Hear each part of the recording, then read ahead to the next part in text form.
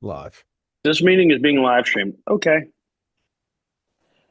All right, Nate. So how many times do you come on? Are you just like this is the first time? Yeah. Yeah, I'm a virgin. Okay, no, I want you We'll to see be. what happens. We're looking for. We need a third. Oh, baby. We've got I open love tryouts. I love being a third, I'll tell you that. Yeah. Is this not recording yet? Is it? I think No. we're on YouTube, but I need to double check. But we haven't recorded. I'm not gonna say anything. I've yeah, we're live on YouTube. Okay. We're live, baby. I got asked today. And It was like, oh shit. now we're officially recording. Yeah, I got asked today, is this gonna be like, can I watch this anywhere? I was like, yeah, it's gonna be on YouTube, but I'm not gonna tell you the link because I don't want you to watch me because I've never done this before, so this is weird. And she was like, oh my god, I want to watch. I was like, you're not fucking watching. So with that said, welcome to the Go Team on Monday Hey, how you night. We doing? are live. We've got Nathan here. We've got a different third tonight. Rotating. We're just rotating. Mhm. Well, thank Mark for joining us last night. Nathan drove all day, is fired up, hasn't told us why he's fired up. All I'm gonna start with is, did you guys watch or listen to Pardon My Take this morning? No, but I saw a little bit of it. No, I, I didn't listen to any of it. my But I obvious saw Saw the who was on it. clips. I saw. I Who saw was the on it. clips. I saw the clips. I saw who Say was that. on it. I haven't heard anything about it. I didn't even. the most However many- obvious take in the world, the most obvious thing in the world. Ed Orgeron loses a Supreme Court case, state of Louisiana Supreme Court, a month ago, and he now owes his ex-wife, $8 million, and now all of a sudden he wants to get back into coaching. Has an itch. Has an itch. Okay. Is that the least surprising thing you've heard in a long time, Nathan or Chip? Who wants to start us off? Chip can go because I'm pissed. I'm too Oh, I pissed saw off that right now. coming. I mean, So mad. when I saw the Supreme Court thing got issued, I was like, nah, he'll be back in coaching within a few months. Yeah, most obvious thing ever because Well, his yeah. buyout was 17 million from LSU. Yeah. So taxes wise, he probably got, what is that? Yeah, so 8.5. it's 8.5, so he probably got 5 at most. I don't know. And he His moved was to- paid over a long period of time. Okay, so let's say best case 6. He moved to Did he get the- Miami. Do we think he's behaving in Miami? No. And then he's like, in his mind, he's like, okay, I just got 11 and a half mil, right? That's what he's thinking whenever he got paid out. Then the Supreme Court's like, nah, bro, half that goes to your girl. And he's like, oh shit. I've got an itch for coaching again. Fuck that dude, bro. Anyway, well, keep going. well, as I said last night, nobody hates their former national championship coaches like LSU fans. Nathan, would you like to add anything to that? Okay. So, like, this is what I hate. Okay, so basically, I got sent something earlier in a group text that's all these LSU people, several of them, one of them pretty much got Ed Orgeron fired because he called in. He is the caller in of the radio show about what happened. Anyway, and it was this thing of him telling PFT and Big Cat about how he got Joe Burrow and his crawfish guy, and he got this crawfish, and this dude sends it in this group text, and they're like, man, like he's just the best, and blah blah. I was like, bro, this was 6 years ago. Like, if you don't know this story by now, like, the fuck out of here. And he was like, sorry, I don't listen to like sports radio. And if y'all know me, like I don't listen to sports radio. But like, who doesn't know that story about how Joe Burrow got crawfish or whatever from Ed? So it led this whole thing about Ed Orgeron versus Brian Kelly. And I'm like, dude, I like Ed Orgeron. Ed Orgeron's a cool dude. Man, I would legit probably, if I had like money to just blow, I would have if there was an auction, it's like, hey, you can spend a night with Ed Orgeron, going to a casino, having a good time. I'm throwing money down because it's awesome. And he's a good dude. I like the dude. But as a head coach, there are so many guys out there that want this guy to come back and be our head coach. And I'm like, do y'all not remember 5-5? Actually, 3-5. Then Marco Wilson was like, I'm just going to throw Cole Taylor's shoe. Cool. And then Cole Tracy hits this 56-yarder in the fog. 57, there you go. In the fog, you didn't even know if it went in because it was so foggy. then we just randomly, Kayshawn's just like, I'm just going to throw up 300 against Ole Miss. 5-5 was a miracle. And then we follow that up with 6-6. And halfway through that season was so bad, we're like, yo, this dude's done. We got to fire him. And now we have a majority of the fan base. Like, I would say a majority. No, like, dude, I can't. Bro, if you put something on Facebook, or excuse me, on Tiger Droppings, yeah, those are like the idiots, the Peggies. I mean, yeah, no, but that's the thing. That's what LSU fans have become. We forget about that stuff, and all they want to do is romanticize about 2019. That's all they want to do, romanticize. I'm like, so 9-3 with Brian Kelly, he needs to be fired, but 6-6 with Ed Orgeron is cool. Because like we just like hate Brian Kelly just squanders talent. He just he had Brian Thomas, Malik Neighbors, and Jay Daniels. Okay, well, what the hell did he have on the other side? What did Ed Orgeron have? We were preseason 6th and finished 5-5. Really should have been 3-7. Anyway, that's what I was fired up about. I mean, I'm in this whole. I mean, right now I've silenced the group so it's not blowing up on my phone, but it was just going bananas, and I was getting fired up. So. That's what I was leading with. I had to get off my chest. I feel like you two are the people who understand me, and y'all agree with me that in what world is Ed Orgeron a better listen, I know Brian Kelly has to prove stuff, but in what world is Ed Orgeron a better football coach than Brian Kelly? You know me, I'm as down on Brian Kelly as probably anybody. Yeah, but you can't say that. But there's no way. That's what I'm saying. So what I said the other night was the real MVP was Kelly Orgeron. Kelly Orgeron held the program together. Once Kelly Orgeron was gone, the program went to shit. Literally in the She's group not text, back in the picture. So in the why group do I text want we're Ed talking Orgeron? about, my buddies. So me and this other dude who basically got fired. He's like, y'all are trolling. I'm not falling for this. And I'm like, John, whatever. It doesn't matter. He's not listening. There's so many Johns in Baton Rouge. I'm like, John, they're not trolling, bro. This has been going on for like a year and a half, and I've been fighting it alone against like 7 dudes. Like literally a group text of 16 guys. Half the people don't respond in a group like that. Then it's like 7v1. But you know me, I'm not going to back down. So I'm sitting here fighting with these dudes, and I'm like, I'm not crazy. And they're like, no, he's this and he's this. And they're like, well, 2020 was COVID, so that doesn't count. And I'm like, I think it does count because I'm pretty sure Alabama has a national championship, and I'm pretty sure that shit counts. And I'm pretty sure every other like SEC school played football, right? This Mississippi State's what was that, Chip? What was that quarterback's name that year that said all that threw for 650 against us? What was his name? We just said his name. We talked about him last night. We did. AJ Costello. Costello, yeah. The Stanford guy. I'm like, I'm pretty sure no one's ever going to beat that dude's single game record because we allowed that in the first game of the fucking year, the following season after a national championship. But hey, that's fine. And then we went 6-6 again. But everybody's like, no, that's like y'all, 7-6. We lost. We have a losing 6-7. We have a losing. Yeah, 6. Yeah, you're right. Because the TCU game, we had 25 people. Shout out John Trey though. Shout out John Trey. No, that K-State. Yeah. Same yeah, color. sorry. Yeah, sorry. I won a lot of money off of that because I bet against LSU and my whatever. But no, so that was the thing. Like these guys are going, well, it was COVID year, and then the next year, like, was going through a divorce, so he's just worried about pussy, so like it didn't matter. And it's like, that's my point. He didn't care about coaching. You could do both. Yeah, I mean, it's just it's ridiculous, and I'm sorry, like I just went on a rant, but that's what's like crazy is like you have guys that are like, hey, Orgeron said wants to get back into coaching. And that's what it started. Orgeron wants to go back into coaching. And when Brian Kelly fails this year, we should bring him back. And I was like, you got to be kidding me. And there was a legit argument in this group where it was 7 dudes to 2 of guys being like, legit think we should hire Orgeron back if we like don't make the playoffs. And that's sort of like the LSU fan base is. We're just stupid. We're so stupid.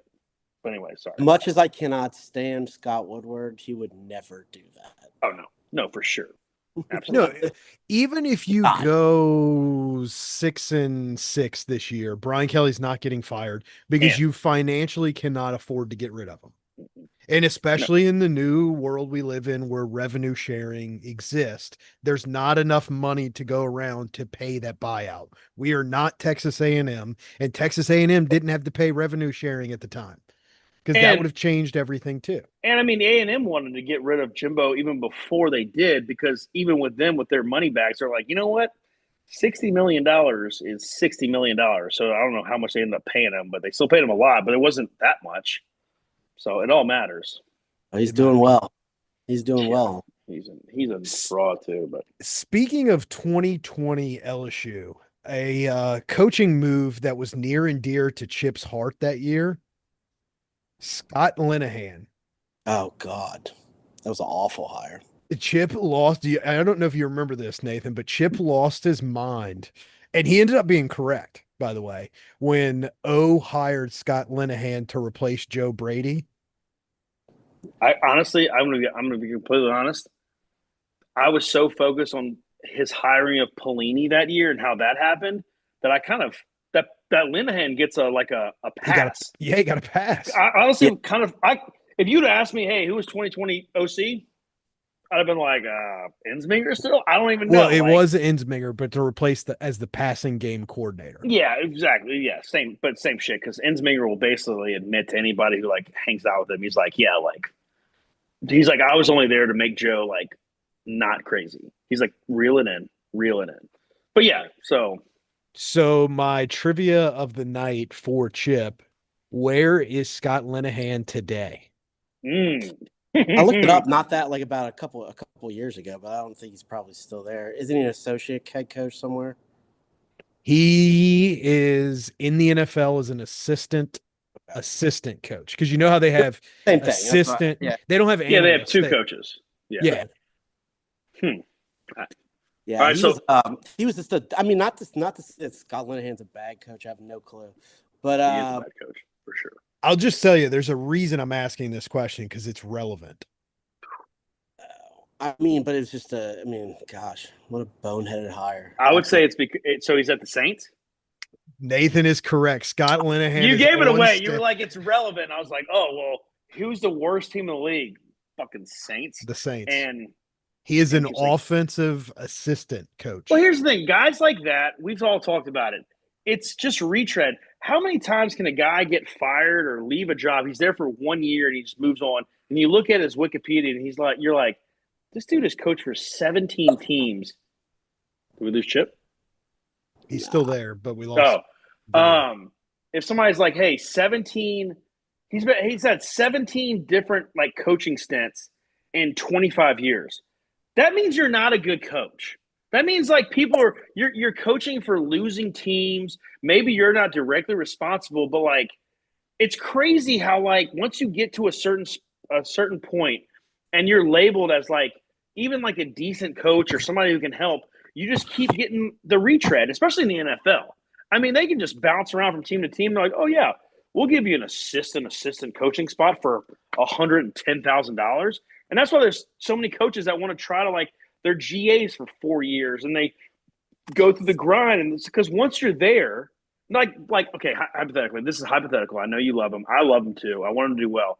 But hypothetically, because he's young, like if Blake Baker just ended up falling on his face and he ended up sucking, he still for the next 20 years is going to get great coaching spots because he's a DC at Missouri. He's a DC at LSU. So he can just bounce around being an assistant DC or a linebackers coach for 20 years, even if he wasn't good. And that's what sucks about coaching is so many of these dudes suck. And that's what outside of 1 year was really bad at, was hiring even halfway decent coaches. Yeah, because he kept it within his tree and like people that he knows. There's so much nepotism that goes on in college football. Bro, he had a binder, man. I mean, if you don't trust that binder, like go fuck yourself. When was the last time I thought about the binder? Hashtag Rosie Finch boys. Okay. Hashtag Rosie Finch boys. He referenced Derek Panansky like 5 times in a 3-minute clip that I heard of him today on Pardon My Take. So he kept referencing Derek over and over. What is that guy doing? Probably he kept pointing like he was next to him. Reed would actually know what Derek's up to because Reed's a friend of the family of the Panamskis. No. And Comment. what is going on with Chip's camera here? Did the cat get you? I'm not No, sure if no, I don't know what happened. Can you hear me? it looks like it's pointing at your balls. Yeah. Oh, it's not. I mean, There's something covering it up. did I mess? I mean, I have no idea. I didn't think anything covered up. Did you flip it accidentally? I didn't touch it. It's pointed down, looking at like your sofa or your blanket I or haven't something. moved it, dude. It's not. I don't think it's in my. It's not like a picture of my house. Can 'Cause you I have see us? no- There's not. So somebody Yeah. hacked us. Hello, India. How are you doing? was- Excuse me, I Nigerian don't know if I princess. can How get are you? out. I'll try. Whoa. Yeah, hopefully you're wearing pants because clearly I think we just saw a ball sack. No. Can you see my feet? It's not. I don't think that's a picture of me. It's not my house. I looked at it earlier. I don't know what that is. Because even if I move the speed, it doesn't move. There's something up. Now it's just like black screen. I'm tripping out right now. If Yeah, it's not part you, of me feels like now I'm like feeling violated. I'm like about to go. Well, you probably get to straight, send me an invite. about to be straight Somali pirate here. You can't see me. Yeah, I'm we just literally got having- pirated. All right, well, Chip, you just keep. All right, so tonight's episode is about the LSU wide receiver core. So I getting off. Wait, what? I don't know. I'm out of here. I'm leaving, and I'll try to come back. Yeah, Let's well, go the whole thing. no, because we're live. So just cut out and exit the meeting on That's your what he said. end and That's what he said. He's going to leave and come back. Yeah, just do that on your end and come back. Camp and I'll just chit chat for a minute. Absolutely. I could kick him out, but I don't think that will allow him back in. Ooh. I Chip? think Have you he's left? frozen now. I don't know. But But anyway, what- I'm just gonna. Oh, yeah, he's gone. I'm just gonna say this. Like, I know, I was ranting earlier, but there's some guys that like I don't respect many people with football opinions. I'll be honest. There he is. He's back. there we go. I don't know what happened. Never touched. That was it. crazy, dude. Nigerian Prince. Nigerian Prince just got all of our information. Guys, after this meeting, immediately canceled debit cards, credit cards especially. Nigerian Prince was just up in our shit. So Either that All or right. the Indians. Okay, everybody That's can see fair. me, so I'm good. Okay, cool. you're great. We're not looking at your ball sack anymore. That's great. I don't think that was even me, but I have. Yeah, I have, know. It's even more worrisome that I was looking at a stranger's ball sack. I'd rather look at your ball sack than some just random fucking dude. But Totally all right, Camp, take it back over, Camp. So the purpose of tonight's episode is to talk about the wide receiver core / tight end core at LSU. A little reference for last year, a reference for this year concerning last year and the transition from last year's squad to this year's squad. Last year's wide receiver core at LSU may have been the worst since 1998. Listen, I'm gonna Off the tell you top this of my right head? now. Do not speak ill of Kyron Lacey. No ill will of Kyron. The I one love thing I'll Kyron. say, I know, rest in peace. The one thing I will say was he was inconsistent, and teams were Oh. able to get into his head in certain games. I'm not going to talk about him, the person. I'm talking about him, the player. Obviously, I don't think his they situation got is into his tragic. head. I'd say more like he had a drops all throughout his career, and then he just got too little. I'll say it. He got too hood. He would get hood. He'd be shooting dudes with guns, which is cool. But then he ran a 4.55 or 4.6, and he couldn't stretch the field. So he basically was like a dude who could only catch 10-yard outs, but he dropped half of them. But I love the dude. RIP. And I'll fight I for think him. it was the A&M game. I don't remember. It was a road game where their DBs targeted him early for like after the play, pushing and shoving. And like he never got into that game mentally because he was too busy, like, John. yes. And so that's what I mean, where he got distracted easily. Yeah, I mean the USC game last year, he literally in the opening drive caught 5 passes.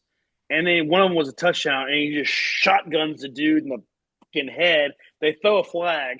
Then he goes to the sideline. He's talking to the boys. He's like, yeah, you saw what I did? Boom. And it's like, okay, bro. Like, I get in the heat of the moment. You're like, that's cool. That's what people do. Like Dylan Stewart did that against Bama and stuff. But it's like then you're going to the sideline and bragging about it, and you're like, all right, like chill out, dog. Chill out. And another receiver who wasn't able to stretch the field was Yeah. CJ Daniels. And then Chris Hilton, if he's made of glass, that would probably be a compliment to him because he just can't seem to get on the field. And so to summarize all this, the transfer portal at the wide receiver position was a point of emphasis for sure for LSU. And so now all of a sudden we have an influx of talent and we're back to being an LSU wide receiver room that we're used to seeing. We are or I don't think any of us have any concern whatsoever about the wide receiver position. Is that fair to say? None. Yeah, no, I think our biggest problem is we have too many dudes, and you've got to figure it out. Yeah, the biggest problem is Aaron Anderson's practicing with the third string, but oh, by the way, you have Xavier Thomas, who was all conference at Mississippi State, who's just going to plug in right there at that position, and you're not really going to miss a beat. Obviously, you want and my Aaron boy Anderson Kyle Parker and Kyle Parker, who the coaching staff loves. As And always. Daniel's very down. Daniel's very down. I'd rather Aaron Anderson on the field. I'll say this. I know I don't know if I'm jumping the gun, but if you really look at our top like 5 receivers, I mean, I would say they're Barian Brown, Aaron Anderson. Well, hypothetically, Aaron Anderson, Xavier Thomas, Chris Hilton, Nick Anderson. I know, but 3 of those dudes were already on your team. Then if you talk about Kyle Parker, everybody's raving about him, all this stuff. Destin Hill's kind of fallen off, but 4 of those dudes were on your team last year. They just couldn't. There were injuries. There were some other things going on. So, I mean, you've had talent. It's just you got to put it together. You got to figure it out. And that's where I go back to Sloan, but that's a whole nother cup of tea. We're not here to talk about the coaches tonight. We're here to talk about the wide receiver room. I know. You're right. That's what I And they were on the team, but some of the guys couldn't stay healthy and couldn't get on the field. Most notably of that is Chris Hilton. Aaron Anderson has consistently been banged up in his career too. So, I mean, even at Alabama, he missed time. How many games did he miss last year, Chip? He missed that many games. The year before, he missed some games. Not last. Maybe that's what I'm thinking of. We got a friend. We got a friend of the pod already. Oh shit! How do I go back to Zoom?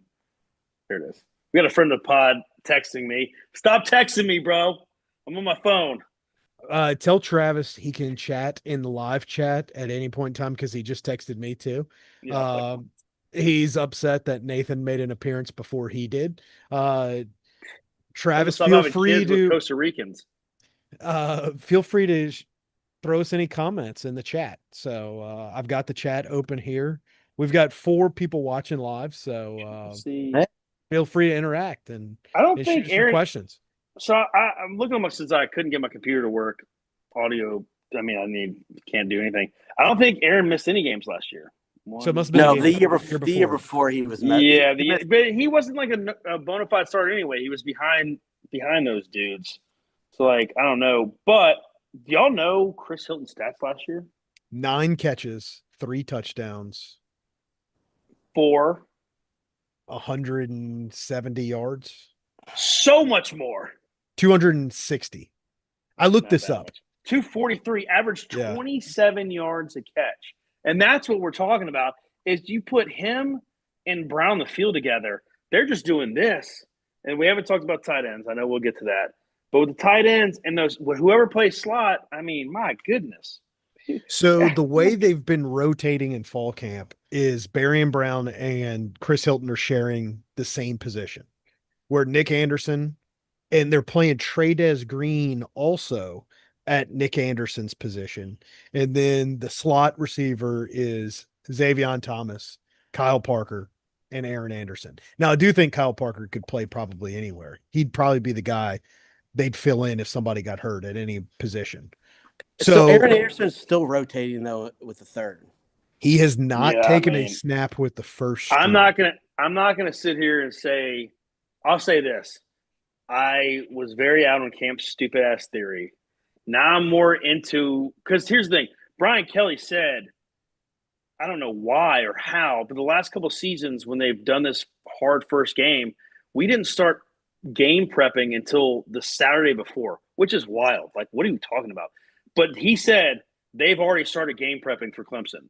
So that means what you're seeing out there at practice and stuff is like what you're going to see at Clemson. So if Aaron Anderson is running third team every single day, full go. Don't give me the shit about, well, you know, his knee got like, oh, his knee sore. Well, he got scoped. That's fine. He got it scoped in the fucking like middle of July. He's out a month. He's full go. He's running slants. He's running goes. He's running everything with the third team. So he's obviously something's off. Something's off. I'm not gonna say it's weed. I'm not gonna be dying on a mountaintop like Daniel. But well, no, Mark put me on the spot and wanted to know what my conspiracy theory was. So I had to plant a flag. I think it's something like a suspension, like a punishment. Yeah, and I was out on it, but then like the more you look into it, like today they had that walkthrough after the scrimmage, and he's just catching balls from. Who's the dude number 19? 21. He's the Oh yeah. There's a 19 as well. It's Picarello, I think, or whatever, the U-High kid. It's like, why the hell is Aaron Anderson catching passes from this dude? Like, what? Because he's your third string quarterback right now, because Michael Van Buren may or may not have broken his hand on Saturday. Did you hear that, Chip? Yeah, he had tape on his hand. Yeah, they don't know the extent of the injury because no reporters question LSU. But they said they question more than Clemson, though. Okay, Matt Moscona. They do, though. It's fair. It's a fair. I mean, it was a crazy statement coming from someone who does the exact same, though. That was. But anyways. Well, I mean, listen, Scone's a douchebag, so like whatever. But if you say, hey, like your left tackle's been on crutches for 3 days, and he's like, no, he's fine. It's all good. You're like, no one says anything. LSU media does like give Brian Kelly enough shit. Like after the Nussmeier stuff, he comes into that room and he just is like, he literally said 7 times, it's tenonized. And he explained it over and over and over. And guys kept questioning him. And finally he was like, dropped that F-bomb at him. He's like, what the fuck, guys? Like, and they all laughed. So like, yeah, Scone does it because he's a hack and he wants to be Feinbaum. And then he realized that without T-Bob, he's nothing. But that's neither here nor there. T-Bob has been a big loss. All right, so there was a prominent member of the Baton Rouge media who was at that practice who reported nothing about Nussmeier's injury, but it breaks on a Clemson website before anybody in Baton Rouge media says anything. So that's my issue. We have basically they're former players that are basically friends of the program, but their job is to be reporters. Relax, guys. Relax. Yeah. Everybody relax. Yeah, nobody was relaxing. We thought it was an ACL. Tell us that it's fine. I mean, like, the Baton Rouge media is a joke because they don't have LSU's back at all. They don't have anybody's back, but, like, they don't report anything either. So at least, like, Clemson people – like they ride for Dabo. So they're not going to question Dabo too much, but half the media hates Brian Kelly. Half of them don't even seem like they want LSU to succeed. So I don't know what the hell is going on with our media. Our media is a joke. It's pathetic. It's pathetic. Been bad for a while. Yeah, for sure. Years.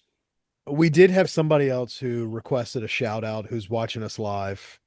Shout out Reed in Houston.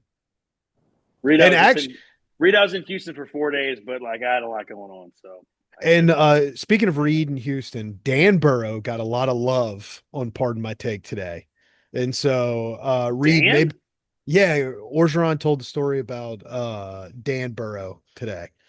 I don't know. And so I want to know, Reed, hit us up in the chat what Dan's thoughts were about getting shouted out so much on Pardon My Take today. What can I ask? Like, sit down and listen, and I'm not going to listen because I'm done with Orgeron's bullshit. But what was the story about Dan? It was actually pretty funny. So I'm sure it's amazing. I mean, but when he was trying to get it was when he was trying to recruit Joe. Yeah, so he's trying to recruit Joe. Joe says, "I'm not texting anybody for 4 days. I'm not talking to anybody. I want to think this over. And so, like Orgeron said, is like, if you're not trying to get an advantage during that 4 day period, somebody else is. So he's like, I called Dan. He's like, Dan was my guy. And so he said, he called Dan. He said, Dan, grab your nuts right now. You feel that? You got balls. You know, Joe needs to go to LSU. He don't need to go to Cincinnati. Cincinnati's a nobody program. So use your That's balls true. that you're grabbing onto right now. Grab them. Show me you got some balls and tell Joe that he needs to come here instead of going to Cincinnati. I don't know how. Like, I mean, it obviously worked out, but I don't know if some dude just called me and was just saying that to me. I don't know how to respond. I mean, I guess like if it was Ed, And it In was that at moment- Orgeron. I mean, yeah, no, but if, I if bet it's you in that, Ed could get you fired up though. yeah, so if it's in that moment, I can be like, yeah, but like him telling it on a podcast, I'm like, that's kind of hokey to me. Like, it's kind of lame. But if it's just him talking to me in that voice, I'd be like, yeah, I'm grabbing my balls. Let's go. Let's go, apparently, bro. though, Dan was always like, you need to go to LSU. Hey, man, Dan was in our pick'ems. So, like, shout out Dan. He Shout got out smoked. Dan. He got smoked in him, but like, shout out Dan. He was leading for a while there. I want it. Yeah, we all won it. I wanted that year though. I won 3 years. Or was that the year that you were rooting for Alabama? And There the was Iron one Bowl? year. That was there 2019. There was one year. I got the run off. Auburn field goal. We were in the stadium and we beat Arkansas or some shit team, and Chip got really upset A&M. because That was the year we, we beat the A&M, fuck out of A&M. and Auburn upset Bama. And Chip was like, he's like walking around. I was just dancing. I was like, yeah, yeah. And Chip was like, oh, son of a bitch. Yeah, because I was that like, game yes. ended like right as the LSU A&M game Yes. started. So Yeah. we were juiced up for the A&M game, Yes, that's what and it Chip was was. still Yeah, I think so. you I know, think we were walking to the deservedly. stadium. We walk into the stadium. We're like, no way, Auburn's going to win this. And they hit like a field goal or something, right? Well, no. no, Well, Bolivis I can't missed remember. the. That's what it Bolivis was. Missed. Ah, nerd. Mandeville skipper. Mandeville bitch. Yeah. Anybody with the Mandeville is fucking douchey. Yeah, whatever. Got him. So, Trades Green, how much does he play at wide receiver? And by wide receiver, I mean how much is he going to be split out wide? Because obviously he's basically a positionless player. Who If you take this one first, Chip. I think I would say 85% of the time. I mean, you don't count. I mean, when they're being a H back, I mean, he's either he didn't put his hand in the dirt. He's either an H back or he's in the slot. he did put his hand in the dirt a couple. Well, that's times, what he. I think that's what he's asking is. I think, like he said, I mean, correct me if I'm wrong, Cam. I think you're asking how many times he split out wide with Bauer Sharp also at tight end. That's what I think he's asking. So, like, he's basically saying 2 tight ends, 2 wide receivers, but really, Green is out wide as a receiver. My opinion is not that much, to be honest. I think it's 10% of the time, and then you get into the green zone. Hey, shout out the red zone. I think once you get in the red zone, that's when you're going to see him out wide and like single coverage, and you got two receivers on one side. Sharp may be lined up as a wing, and you got Green out. I don't think like a routine like today, like looking at some of those practice clips, even just like on air, they had Green split out where it's almost 4 wide receivers. Yeah. And they're practicing little like quick screens where he's blocking, and I'm sure they can run all stuff off of that. But I think he is your starting tight end, and they're gonna motion him around, which I hope they do. I mean, I hope Sloan gets creative. They're gonna motion him around, dictating what you're bringing out there. Are you going to bring another linebacker out there? Are you going to bring a corner out there? If you put a corner out there, that's fine. We'll motion Green in. We'll put him at wing. And like, I mean, they said he's at 25 pounds, bro. He's eating nothing but soul food every day. He's eating chicken and he's eating gravy. He's putting on that weight. He is a freak of Boy, nature. they said he was 257 and they're in the bowl game, and then he lost like 30. Yeah, because fucking basketball. I mean, I love basketball. You know, I love basketball. Yeah, he was the only. Him playing basketball screwed him. Yes. Like he shouldn't have done it. He didn't miss any, spring, so it didn't really hinder him. But he did lose 25, 30 pounds, so he had to put all that weight back. He looked really good in the bowl game. And so I love good. that play when he goes in the back of the end zone, and you're just like, okay, I'm just gonna throw it up. Honestly, I just want to see him dance. He's Yeah. such a good dancer. The best dancer on the team by far. Bro, he's oh dude, it's great. What's the little tight end comes around during, like, put him in the goal line form and then swing the tight end below. What do they call it? Freaking Me and friend of the program call it sugar, is Sugar, what you're yeah. referring to. The Sugar. most unstoppable play in football where Yeah, you he's gonna be What unstoppable. about Y2 Spider Y2 banana? Yeah. Sugar's more unstoppable because you're motioning the I tight agree. end behind the line of scrimmage. Yes, and he's They don't Mason playing. Taylor. Yeah. Mason It's- Taylor, Alabama. I mean, similar but different. But yeah, I know it's Yeah, different he's- play, but Same play though.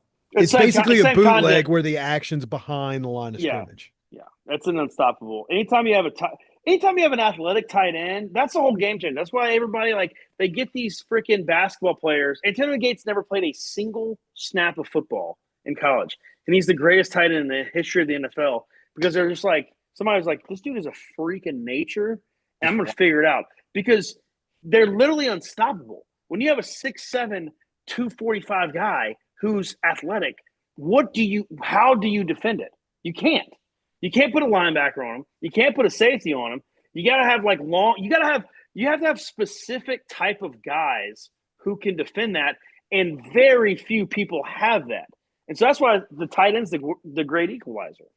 And LSU's personnel this year, specifically in the wide receiver core, between Xavier Thomas and Aaron Anderson's being able to flex them into the backfield and go with a 2-back look like we saw in the practice clips today, and then combine that with Bauer Sharp, Trey Green, you can dictate to the defense every single play what personnel they're going to have on the field. Because in the first quarter, they're going to have to declare how they're going to defend you. And from that point on, you can dictate the rest of the game.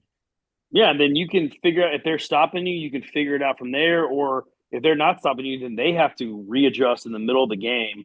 And it's way easier for the offense to be like, all right, this isn't working, let's do something else, than the defense in the middle of the game to make adjustments. I will say I don't think Aaron Anderson is going to be in the backfield. I think it's going to be that's a Xavier thing, in my opinion.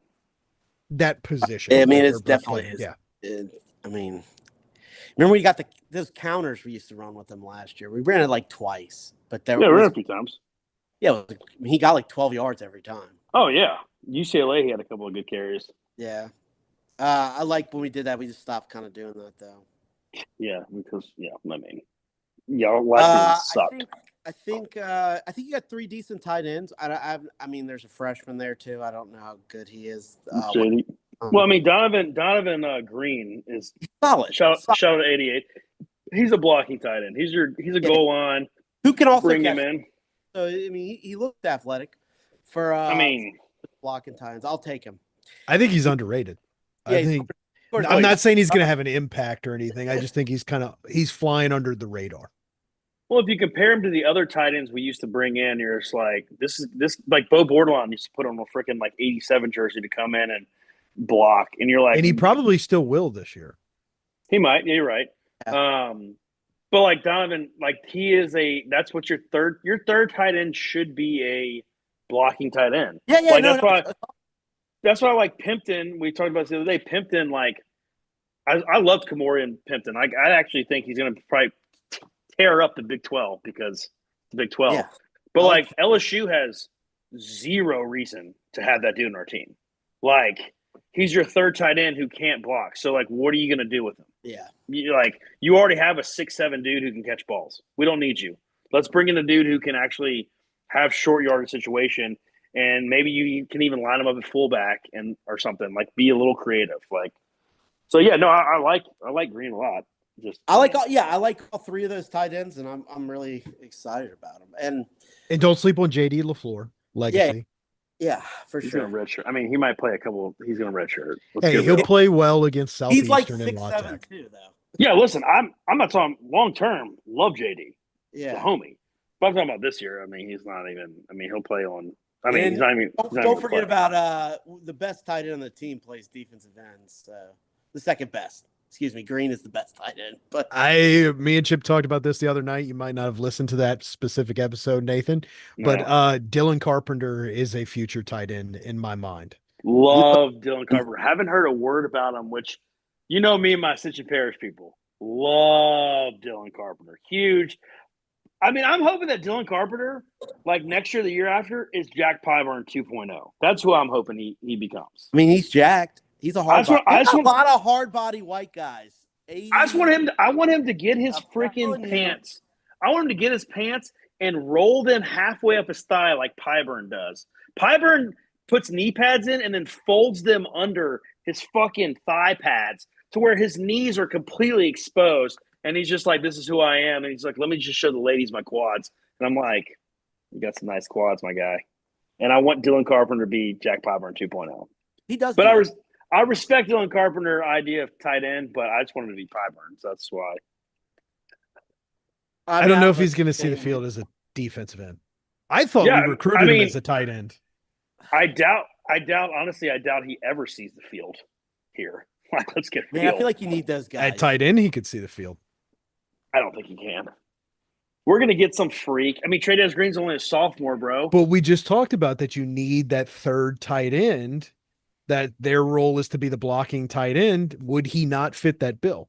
Yeah, but when? Green, like, what's his name? The tight end guy, 88's only like a junior. He's not going anywhere unless he leaves after this year for some unknown reason. So Trades is a sophomore? And supposedly supposedly Green, he's listed as a junior, but he could get he didn't play at all last year. They can all get waivers for more years. Yeah, they can just be like, hey, my grandmama was dying, so just give me like 75. So Bauer Sharp's a senior. Hey, what about your boy Giovanni Peterson? He's 6'5", 260. Come on. Ooh, he's actually pretty bad. Dude, JD LaFleur is massive. What JD LaFleur is 6'7", 253. I knew he was 6'7". Yeah. But yeah, Donovan Green, 6'4", 250 is a junior. So he's coming back. Trades is coming back. JD's a freshman. You're pretty good at You're fine. I don't think we have anybody signed. No, we don't have anybody yet. No one's committed yet. You know, we haven't even talked about receiver. Dylan Carpenter. You know, we haven't even talked about, like, this is how deep this freaking. Well, I was going to touch on some of the freshmen. I don't know if you're that who. Well, I was going to say Jelani Watkins.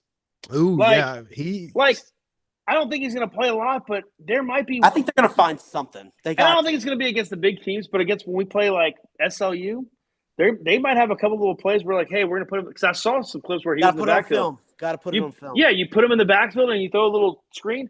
The dude runs like a 10.2 100-meter. He's like the seventh fastest dude in the entire country.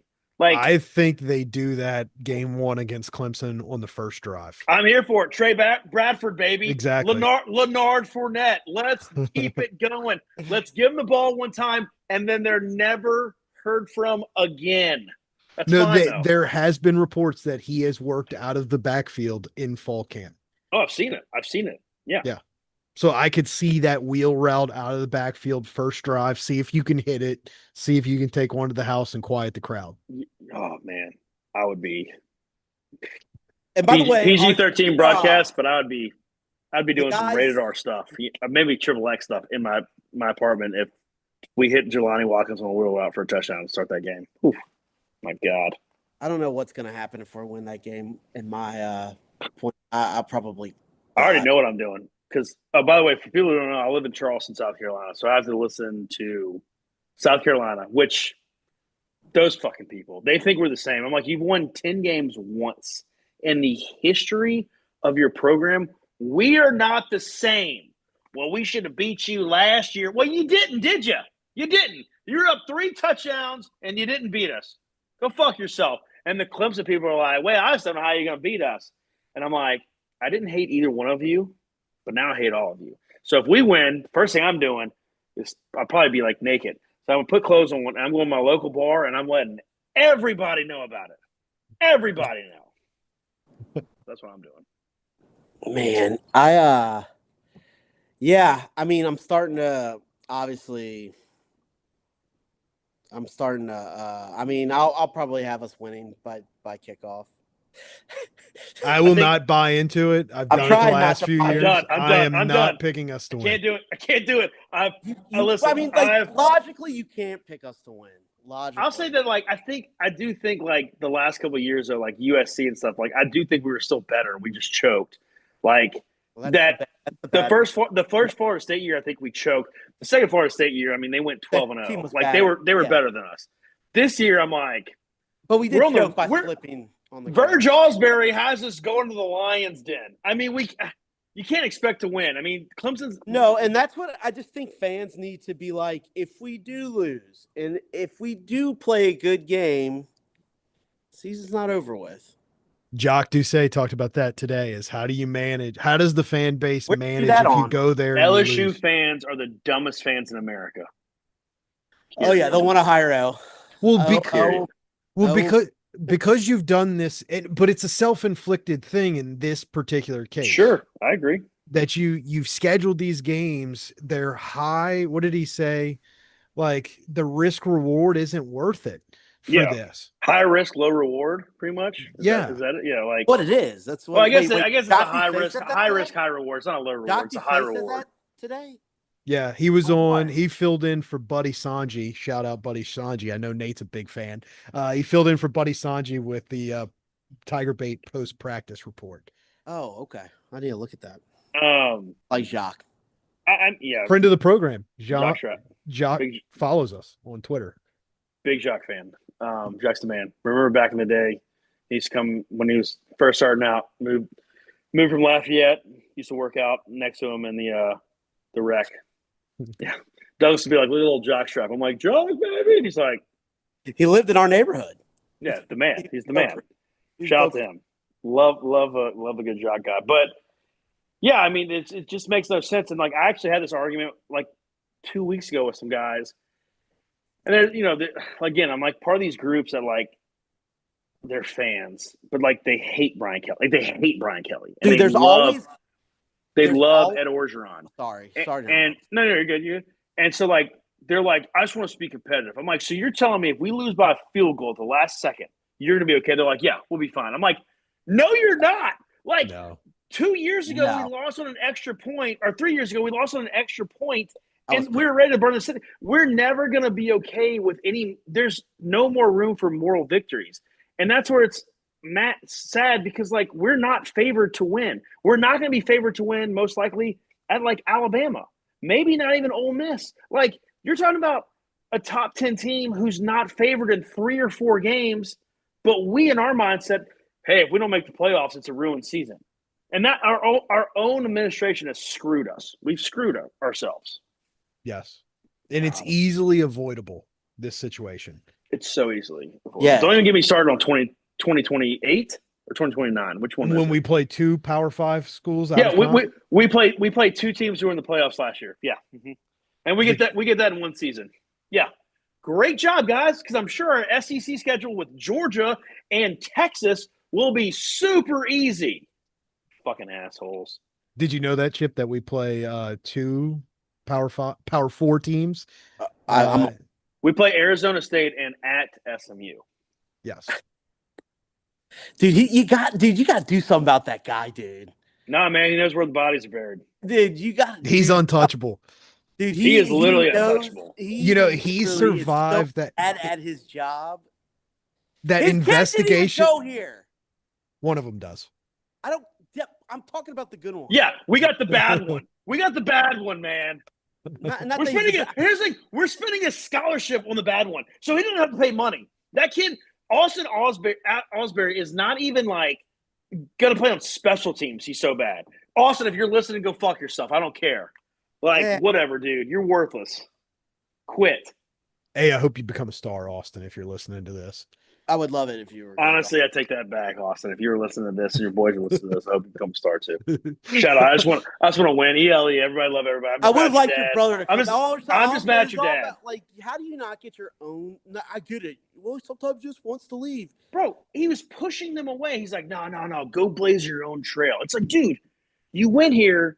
Your kids went to school here. You work here, and you're like, go experience some other pussy somewhere else. You think if that was somebody that played for Alabama, you think if what's his name played for Alabama. He'd let his son go anywhere else. No, Hey, were you No- talking about Ryan nobody- Clark's kid too at Notre Dame? He didn't. He wanted to come here, from what I understand. he was at Notre Dame. I thought he went to. He started Notre Dame. last year for Notre Dame. Oh, he did, but he started at Stanford, right? He went to No, Stanford. he started and at then- Arizona State. That's what it was, Arizona State. I knew it was one of those stupid ass fucking shit. Yeah, but I feel like LSU is the only team that we have all these stud ex players, and none of them want to send their kids here. They're like, you know what, like, you don't want to go to Baton Rouge. I mean, I love LSU, but go do your own thing. And we're like sitting here, like, what's going on? Like, what? Like, hello, Ryan Marcus, Clark's kid was a little bitch. Marcus Don't get me Spears. started. Don't get me started. Don't get me started. Okay, well, Wait, then we'll this- save that for another. Did his son go somewhere else already? He's the #1 recruit in college basketball 2027 class. Oh, he's Yes. not. He's Yeah, no obviously- chance. Obviously, no he's not chance. coming in. He's going to Houston. I know. Trust me. I've already had this argument too. If we don't fucking get him, Nate, blah blah. I'm like, yeah. I mean, what do you want? Like, we don't spend money in basketball. Like, he's gonna get $3 million to go to Houston. Like, LSU is not made of money. We're not these. That's why, like, even if we like go 9-3 this year, I just the direction of the program is still so much better than it was 3 years ago. And that's where you're sad about, because like I don't know if Kelly like is the guy, but I know we're a lot better now when like if we have a new coach come in, it's gonna be a lot better taking over than when Ed left us with 30 recruits. Like that literally decimated our program, and then we didn't spend money in NIL to get guys. And then we finally this year we're like, hey, you know what we need to do? Yeah, We we need were to caught spend off. money. We were caught off guard, which is Yeah, and that's what's so sad. It's like, why were we caught off guard? Why? Because of Scott fucking Woodward. Yeah, because you don't have the fucking they have no foresight like on the future. It's insane. Well, they do now. They finally figured it out, but it's like, is it too little, too late? You know, you already had 3 bad seasons, and now you're putting all your eggs into the season where you're facing 7 top 25 teams, like 4 of which are on the road. Like, Right. and so now if we go 9-3, you're like, oh, the season was a failure. It's like, well, maybe You a could couple be- years ago. You could could be be- really good and miss the playoffs. And Hey, then, you could have just not played Clemson and set yourself up. if you don't play Clemson, you cakewalk to the playoffs. We talked about this. If you don't, in my opinion, everybody's like, it's playoff or bust, playoff or bust.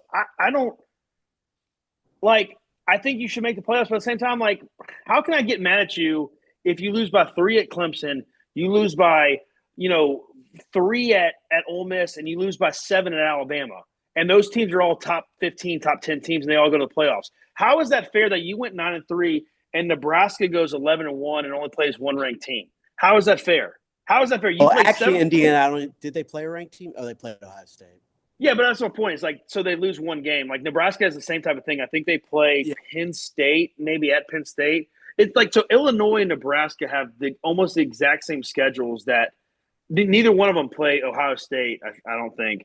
But they have like the exact same setup as Indiana, where it's like, bro, you play 1 ranked team. We play 7, 4 on the road. Like, in what world? Like, if we had that schedule, like I had this argument with a guy about Notre Dame. If we had Notre Dame schedule, one of Notre Dame's hard games is at Arkansas. That's one of their main games. One of their main games is at Arkansas.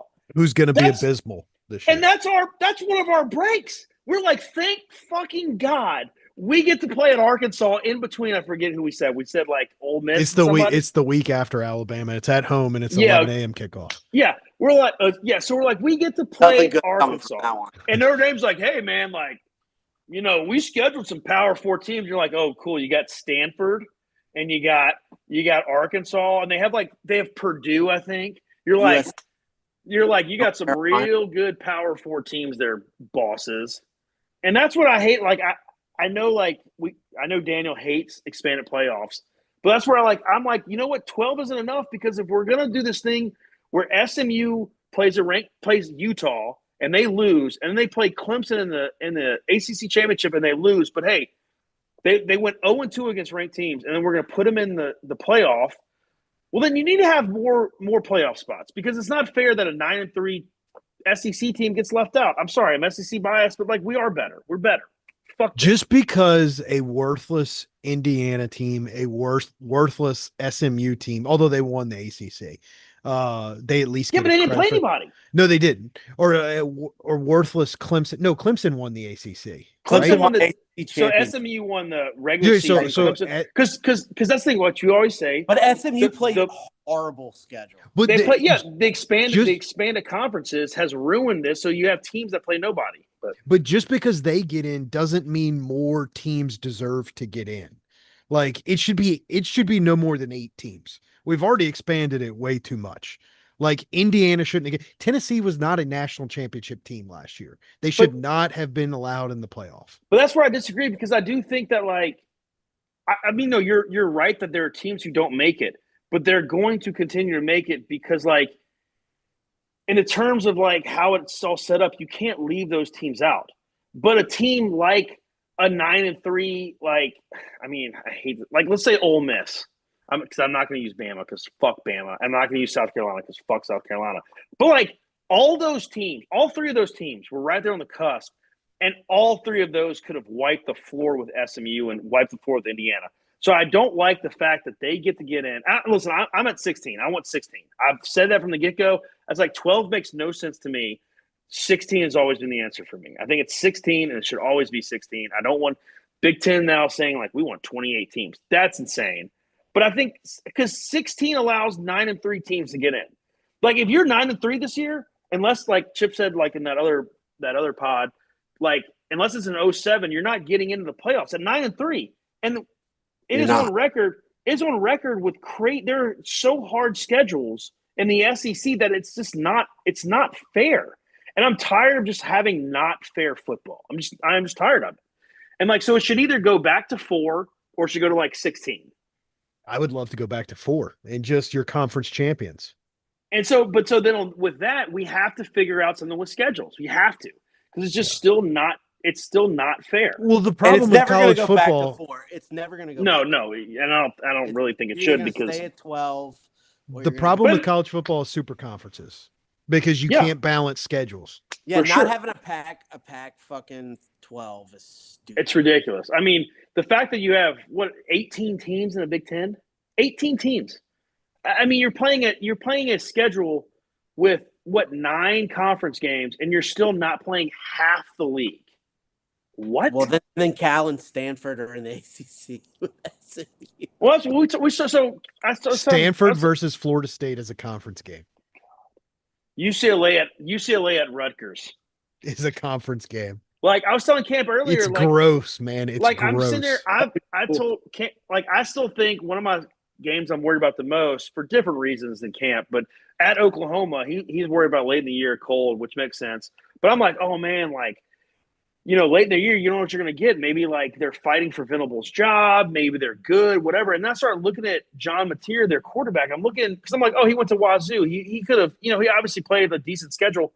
And I'm looking and I'm oh shit. Washington State's not in the Pac-12.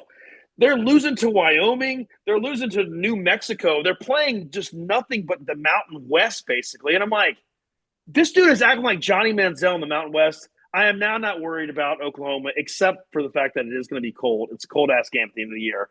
But it's screw that guy. Screw that, because they've ruined the Mountain West, and so the Pac-12, and I don't even understand why. It was completely pointless. It's pointless. Because of dollars.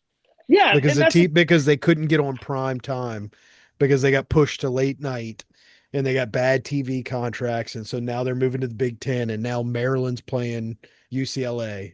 But the reason that happened is because, Lincoln Riley sucks as a coach, and he can't get USC good. If USC was good, and UCLA, they're going to be all right this year. They got Nico. They're going to be okay. But none of your teams started to be good because your power teams that held the conference together started to suck, and you only had Oregon. So they all bailed. They should have done a better job of holding that shit together because it's ruined. That Pac-12 commissioner being a bitch ruined college football. College football makes so much sense that he's a bitch, though. Well, they should have got a better TV deal with ESPN and really marketed the Pac-12 after dark or moved to a different day of the week. Yeah, they used to play Friday nights and stuff. I remember watching Washington and stuff at Friday night at 8 p.m. I'm this is sweet. There's nothing else going on Friday night. I'd love to watch the Pac-12 on a Friday night. Yeah. But no, now we got nothing. Now we got these stupid ass things. We got I was fine Arizona watching in the Big Stanford and 12. Colorado play at 1:00 in the morning. I'm Yeah. not with UCLA and Rutgers playing. It's so stupid, dude. Like it. It's just so It's dumb. it's ruined everything, man. It really has ruined everything, and so it's created these conferences that no schedule's equal. It is just not fair, and I'm going to die on that hill. And I've been telling everybody, it's just not. And I hate being that bitch. I hate being that guy of like, well, it's just not fair. It's not fair, but it's not fair. It's literally not fair. The schedules. How can Kenny Dillingham at Arizona State literally look in the camera's eyes and be like, we're the 8th ranked team in the country, like. We're obviously better than so many teams, and we can't even get an indoor facility. I'm like, bro, because you have a farce program. Only people that go to Arizona State just do drugs and bang. No one cares, but you play one ranked team, and you get to go to the playoffs, and, like, you have a couple of wins, and you have Scatterboo, who's a fucking meathead, and now all of a sudden, like, you're this great program. Go fuck yourself, dude. You're nobody. You're nobody. And it's not fair to us. I do like I him. do like him. I like it. I like him. I Yeah, like him. I like it. But as Brandon Walker would say, fuck Brandon Walker, but shout out Brandon Walker. Like any of these coaches, like Rhett Lashley at SMU, shit on the SEC during ACC media days, and he was like, if Sam Pittman gets fired and Arkansas comes and offers Rhett Lashley $6 million, Rhett Lashley He's leaving like, in a heartbeat. He's going immediately, boom, because the SEC is that dude, and the Big Ten is too to an extent. Arkansas, but like. Or they've offered the SMU coach, and it was like, I don't know if they'll go back to that ever again.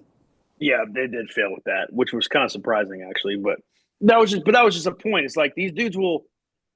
You're playing in a fake league. You're never gonna like really succeed because you don't play anybody, and then when you really play somebody, you just get your brains beat in. Yes. Now, with that said, Arizona State took Texas to the wire. Well, yeah, but Texas was a legitimate Overrated. top 5 team. Well, yeah, but last year was weak in college football. But that goes back to the power conferences. Who they play? See, remember a year ago, and that's I'll what remind I hate. you, a year ago, and Chip will back me up on this, Nathan was pro Texas joining the SEC. And I warned you. Yeah, you were. Chip, do you remember him saying that? I was never about Texas. I hate Texas. Because you hated A&M. You were rooting for Texas to. Oh, I like Texas better than Texas. You're rooting for them to expedite A&M's demise. And I remember telling you, like, hey, I warn you that they are Alabama 2.0, that they will get everything. I tell you what, I feel like I've always known that. This is a wild take for me because I don't think I ever would say that because I've always hated Texas. You're probably just talking shit. I hate it. It was something in particular. I was probably saying like I would rather Texas than Texas A&M, but like I knew that Texas coming in, like I knew Texas coming into the SEC, it's going to take Colin Simmons from us. It's going to take those things. So like I don't want any of that. I didn't want us to expand. Like I don't want any of these hoes in our conference. I think we should go back to 12. Get A&M out of there. Get Missouri out of there. I don't want anybody. Let's get South Carolina out of here. Yeah, let's get Carolina. We'll keep Vandy because we need the academics. But, like, Kentucky, go fuck yourself. I don't care about the basketball. I mean, I do. But, like, go screw yourself. Have you seen nothing wrong with being gay, but have you seen, like, the pictures of Kentucky? No, I haven't. There's been a lot of, like TikToks of their players doing like dancing. Gay dances in the that trend needs to end, man. There's here's the thing. That's like so many programs, and our dudes dance, but luckily they don't like dance on TikTok. They'll have like these dudes are like holding hands, jumping. Yeah, I haven't seen that. It was like 3 white guys. I saw that video. No, it's 2 black dudes. Now you get why Barry and Brown left. And he's like, thank God. Speaking of Barry and Brown, we all know the answer to this question because the LSU's basically given it away. But LSU has on our roster right now, we have last year's first team all SEC kick returner and the all SEC kick returner from the year before, Xavier Thomas, who's going to be your kick returner. And then the year that the number 1 kick returner that year was actually Aaron Anderson. Yes. In high school football. But all reports are that it is going to be Barry and Brown. Man, you think he's gonna take Thomas's spot? Dude, I think that's stupid. I think Thomas has a knack for the end zone. So does Brown, but put them both. Yeah. Well, here's the thing. So I think Thomas is more of a punt returner because that's like a shifty type of thing. Type of thing. He was great at kick return is like once you start going, if you hit one seam, it's gone. I love that, but like they're acting like Barry Brown's like a god at receiver, like a god. And I'm like running back. Sometimes dudes get murdered on kickoff return, and like, is it worth putting him in the risk? I mean, I don't know. I'd probably rather just Xavier at both. But like, I'd rather Xavier because he's just more compact and he's less likely to get hurt. I mean, listen, the second that we're on a kick return, when we go against Clemson, if we get the ball first and Barry Brown's back there, I'm gonna be standing up being like 6. I'm gonna be jacked up. But I don't think I love Barry Brown being only for the sole purpose of like they're acting like he's our number one guy, and if he's our number one guy, I really don't want him to get just smoked but on the knee on a kickoff and do a flip and then just be done. He's not our number. But yes, they are saying he's having a really good camp, which I believe it. Dude, they're going crazy about him. Yeah, but he has. And then Chris Hilton's been so inconsistent. He's been good since his freshman year, though. I mean, this guy he excelled at Mississippi State. I mean, you're talking about Zay? Well, yeah, but I'm talking about like just receiver wise, like Barry Brown by all accounts. I mean, I think Chris Hilton and Brown are going to play. Like, I think they're going to figure out ways to like not just whatever, but I don't know. Like, if Barry Brown's as good as they're saying he is, and like by all accounts, I mean, they literally won't shut the fuck up about him. I don't want to put him on special teams. Yeah, I'd rather Thomas back there just because he's more compact and durable. Yeah, he can take hits, and honestly, like I love Xavier, but you also do have Anderson if he's not suspended. But Barry Brown, but you got Kyle Parker too. I love Kyle Parker. That's my boy, bro. I used to watch. He went to Lovejoy. We watched that. He went to Lovejoy. Yeah, we used to watch that shit. Shout out. Speaking of which, shout out high school football. Today it got announced that Edna Carr is playing American Heritage out of Florida in the Superdome on September 12th. Big game. You got Aiden Hall. You got Richard Anderson.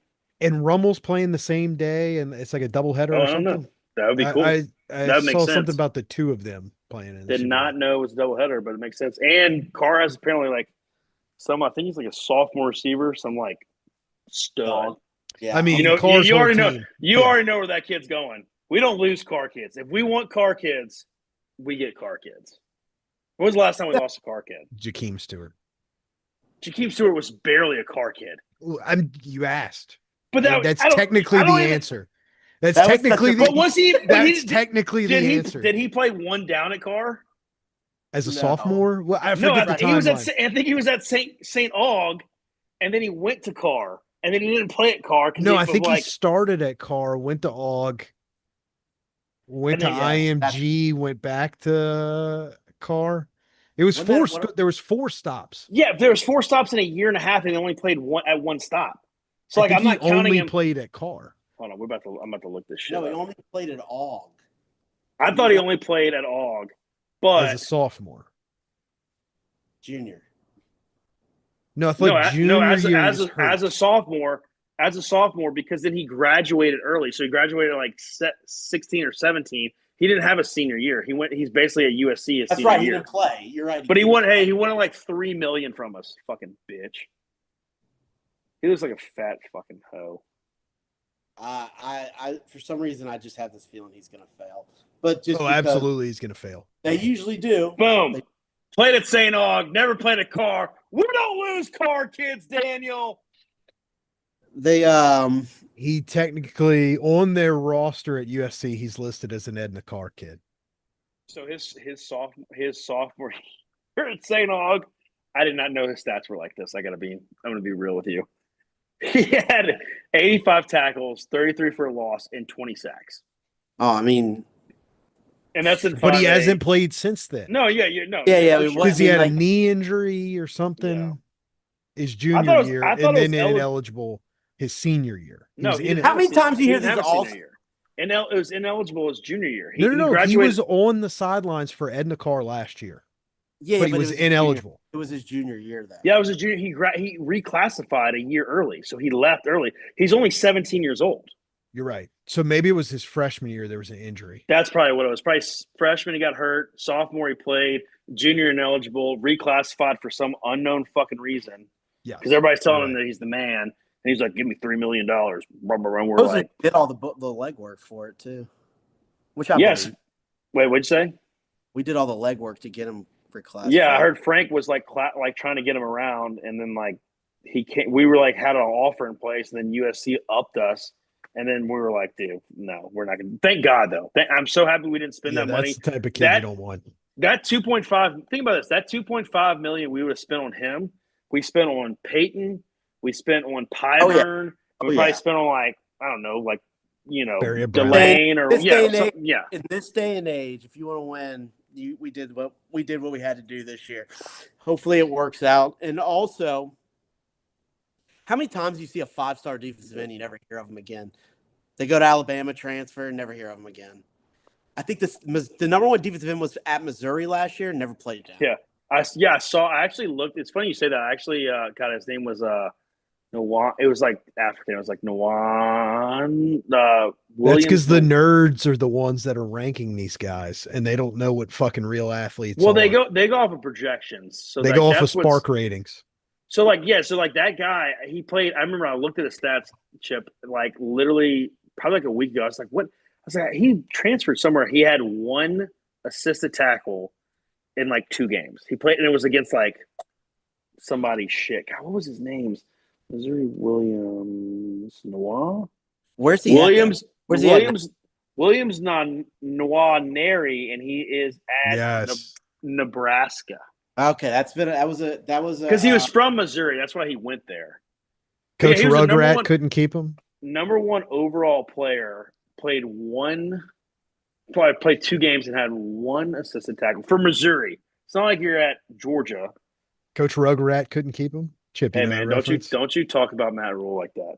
No, Coach Rugrat is Drinkowitz at Missouri. Oh, you're right. My bad. Big Orange Mac calls him Rugrat. Big Orange Mac's got enough problems with his little double chinned ass coach. Mac, there ain't no way you're 240 pounds. Or what did Brandon Walker say? Mac, he's like we're the same. He's like we're the same size. He's like we're the same size. Mac barely fit through a door. Bro, Brandon. I don't know why he keeps coming to Brandon Walker because like as much as I hate Brandon Walker in some ways, Brandon Walker puts him in a body bag every time. I'm sitting there like, oh, Big Orange brother. Brandon Walker does this thing where he just turns, where he blocks people though. It's kind of annoying. Well, yeah, I mean he's gonna always do that, but he has a plethora of dudes that you can't argue against him because he's gonna have dudes fact checking to help his cause. Yes. So like you're just. They were digging up his tweets from like 4 years earlier. Their show's been pretty good this year.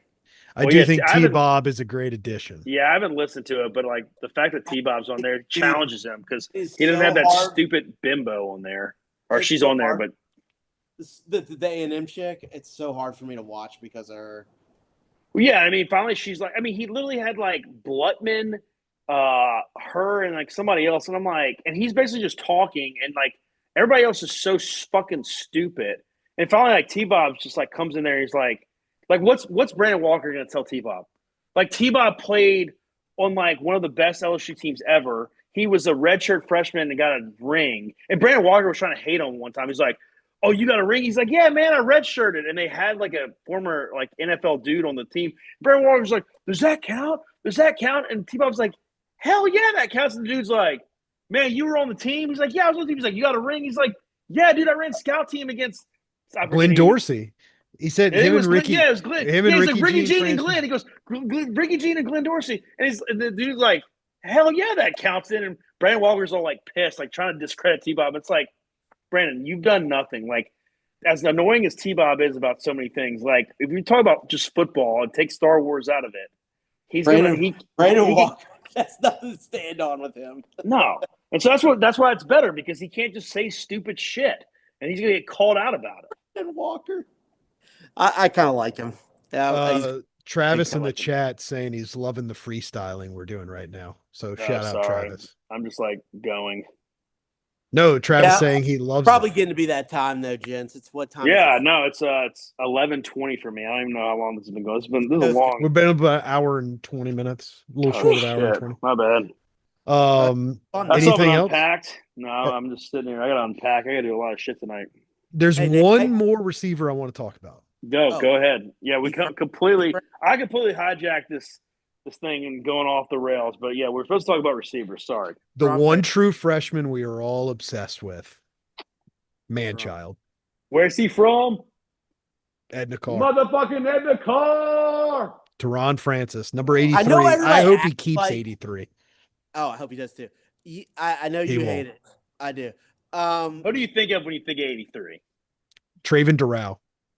And that's why he can't do it. He just can't. Traven Durrell was so fat at the end of his LSU career. Bro, he had like the this- most wild body I've ever seen. He looked like if you ever watched South Park, he looked like Starvin Marvin from South Park. He had little But he was skinny fast. arms, skinny arms, skinny legs, a little pot belly. Spread to say Yeah. like shit, but then he ran like a random like upper 4.4, but he couldn't really do He anything. ran a 4. He ran like a 4.3 on that touchdown.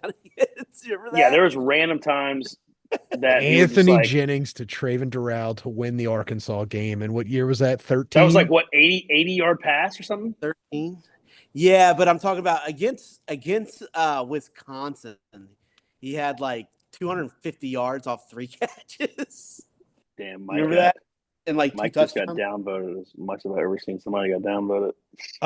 Nathan, one other question for you. Should we allow Reed on the program? He says he will not put a camera on his face, though. No. Then no. That's I mean, that's listen, 3 votes against. Do you think I like what I'm seeing right now? No, I'm looking at I got bitches texting me. I can't even look at my phone because my computer's broken. You ain't gonna put it on your face? Stay the He fucking says he way, needs dog. to lose 40 pounds before he goes on camera. Me too. Just wear a hoodie, dog. Like, let's go. Reed, you're Damn, fucking bro. married. Yeah, you're married. You got a great wife. You don't need to be losing no weight. So, Stupid ass. Reed, you're Hey, welcome who on the gets- program as Hey, soon as you who put your gets camera who gets on. on first, Reed or Travis? They should pay for Travis. Travis by far, because Travis is saying he'll be on camera. I'll say this though: if Travis is on, I'm not even gonna talk about football. I'm just gonna make fun of him the whole time. I can't look at that dude and take him serious. Are you coming tomorrow, Nathan? tomorrow? Oh, tomorrow I have we got to talk No, about I'm- scheduling tomorrow. I'm in- I got to Here tomorrow. I'm not doing shit. I mean, I have literally nothing. I sit here and We got to do. We're not missing days here. What? I should be able to pull it off, but I have a meeting tomorrow. tomorrow night. Yeah, no, I'm not doing anything tomorrow night. My my bartender I like gives me Nathan free- on, by the way. So this has been Yeah, good. say stupid shit. Anyway, yeah, y'all just let me know. I'm not doing anything. I'm about to hop on NCAA football. I got some shit to take care of. All right, go show those 12-year-olds who's boss.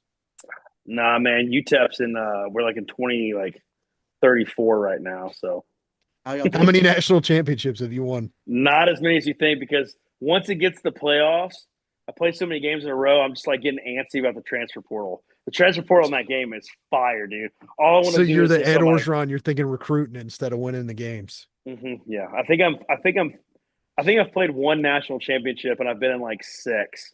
And I think we've won like 4, and I've simulated like most of them because I'm just like, You can't simulate the national championship game. Here's the thing. Here's what I'm about. I'm about getting my boys watch lists and then awards and Heisman's. And then once I get to the playoffs, the season's done. Because I'm like, all right, I got my boys their draft stock. And so then I'm like, how many? I get like 15 dudes drafted. I'm already good. I got my contract. Now I want my transfers coming in.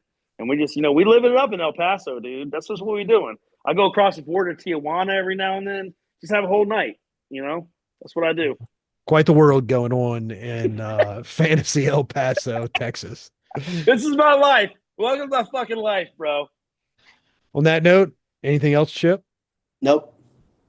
All right, we'll be back tomorrow. Might be later than tomorrow, but I'll try We'll talk to about it. I'll try to reel it in tomorrow night more. Oh, All we right. good.